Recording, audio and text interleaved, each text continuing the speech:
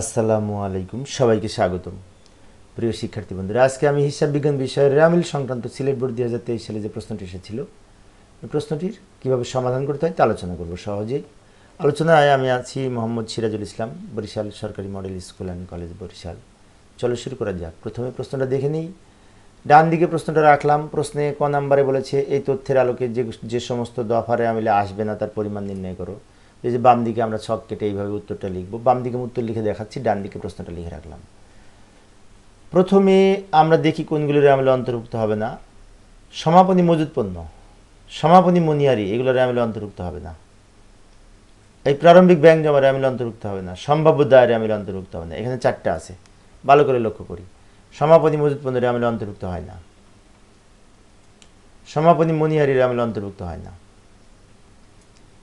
সমাপনী ব্যাংক জমা এবং সমাপনী ব্যাংক জমা প্রারম্ভিক ব্যাংক জমা এবং প্রারম্ভিক ব্যাংক জমাতিরিক্ত, প্রারম্ভিক ব্যাংক জমা এবং প্রারম্ভিক ব্যাংক জমাতিরিক্ত, এগুলো রেয়ামিলে অন্তর্ভুক্ত হয় না। নগদ তহবিল রেয়ামিলে অন্তর্ভুক্ত হয় না প্রারম্ভিক থাকলে, বিষয়টি খেয়াল রাখবো। প্রারম্ভিক নগদ তহবিল, প্রারম্ভিক হাতে নগদ, প্রারম্ভিক ব্যাংক জমা, এগুলি রেয়ামিলে অন্তর্ভুক্ত হবে না। সম্ভাব্য দায় রেয়ামিলে অন্তর্ভুক্ত হবে না। সম্ভাব্য দায় লিখলাম। এই চারটা হচ্ছে ক নাম্বারের উত্তর। এগুলি রেয়ামিলে অন্তর্ভুক্ত হয় না। তবে যদি অঙ্কের মধ্যে সমন্বিত ক্রয় থাকে তাহলে আবার সমাপনী মজুদ পণ্য বসে। সমন্বিত ক্রয় এই অঙ্কে নাই।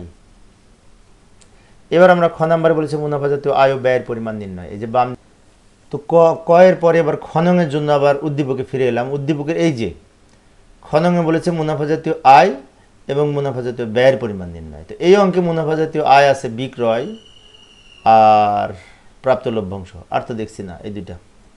যাই, এই যে মোট মুনাফা জাতীয় আয়ের পরিমাণ আমরা নির্ণয় করব। বিক্রয় আছে, তো বিক্রয় থেকে বিক্রয় ফেরত থাকলে বাদ, যেহেতু এখানে নাই ফেরত সেজন্য বাদ দিব না। এরপরে আছে প্রাপ্ত লভ্যাংশ, এই দুটা যোগ করে লিখব। এখন অনেক শিক্ষার্থীর মনে হতে পারে যে বিনিয়োগের সুদটা তো মুনাফা জাতীয় আয়, তাই না? হ্যাঁ, বিনিয়োগের সুদ মুনাফা জাতীয় আয়, ঠিক আছে, কিন্তু এখানে তো বকেয়া বিনিয়োগের সুদ, তাই এটা লিখব না। এইবারে আসবো এই মোট মুনাফা জাতীয় আয়, এটা হলো না, এই মুনাফা জাতীয় ব্যয়ের পরিমাণ নির্ণয় করব। মুনাফা জাতীয় ব্যয়ের পরিমাণ প্রথমে ক্রয় লিখব। ক্রয়ের সাথে আমাদের এই সমাপনী মজুদ পণ্য বিয়োগ করব।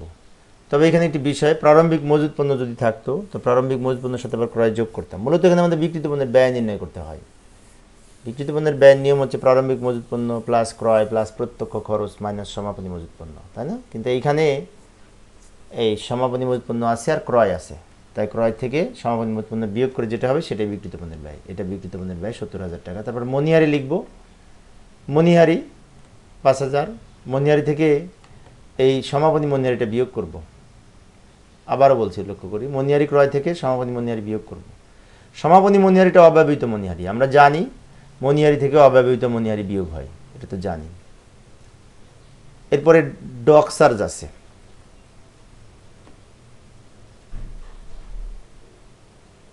ডক চার্জ আছে, ইজারা সম্পত্তির অবলোপন আছে, বিলম্বে পণ্য সরবরাহের ক্ষতিপূরণ আছে, সব একসাথে লিখলাম। ভালো করে লক্ষ্য করি, এই ইজারার অবলোপন, বিলম্বে পণ্য সরবরাহের ক্ষতিপূরণ, ডক চার্জ, এগুলি সব যোগ করে লিখে শেষের করে লিখব। এটা হচ্ছে আমাদের এই মোট মুনাফা জাতীয় ব্যয়। তো মুনাফা জাতীয় আয় আর মুনাফা জাতীয় ব্যয় আমরা সুন্দর করে এখানে লিখে রাখলাম। তো প্রিয় শিক্ষার্থী বন্ধুরা, এই ছিল আজকের আলোচনা। ও না, গ নাম্বার বাকি আছে, তো আজকের আলোচনা শেষ হয়নি, এখন গ বাকি আছে। গ রেয়ামিল করতে বলেছে, সমাধান করি। তো রেয়ামিলের যোগফল আমি লিখে রাখলাম ডান দিকে, কত টাকা হবে, উত্তর এটা হবে। তো একটি বিষয় বলে রাখি, রেয়ামিল কীভাবে করতে হবে ওটা আমি দেখিয়ে দিব। প্রশ্নটা আমি সামনে রেখে, এটা কিন্তু প্রশ্ন, এটা প্রশ্ন।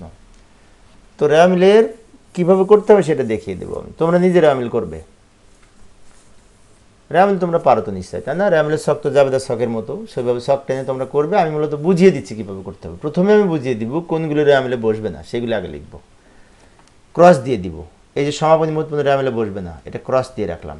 সমাপনী মনিহারি রেয়ামিলে বসবে না, এটা ক্রস দিয়ে রাখলাম।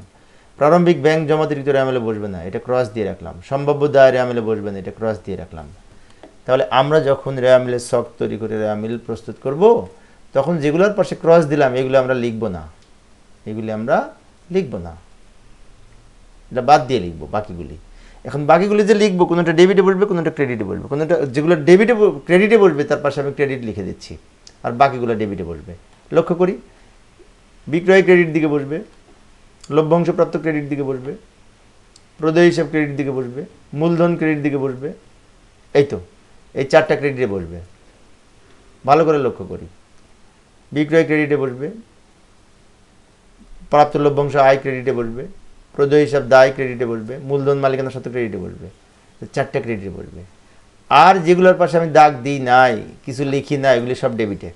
যেমন ক্রয় ডেবিট দিকে বসবে, মনিহারি ক্রয় ডেবিট দিকে বসবে, ইজারার অবলোপন ডেবিটে, বিলম্বে পণ্য সরবরাহের ক্ষতিপূরণ ডেবিটে, সমাপনী ব্যাংক জমা ডেবিটে, প্রাপ্য হিসাব ডেবিটে, ডক চার্জ ডেবিটে, বিনিয়োগের বকেয়া সুদ ডেবিটে, বিনিয়োগ ডেবিটে। তার মানে কি ডেবিটের আইটেম বেশি, আর 4টা লিখতে হবে না। এখন তোমরা এটার আলোকে রামিল প্রস্তুত করতে ইনশাল্লাহ পারবে। যোগফল হবে 1,67,000। তো প্রিয় শিক্ষার্থী বন্ধুরা, এই ছিল আজকের আলোচনা। আমি অল্প অল্প করে আলোচনা করি, একটা একটা করে বোর্ড শিক্ষার্থীদের অনুরোধে। পরের ক্লাসটি দেখার আমন্ত্রণ রইল। খোদা হাফেজ।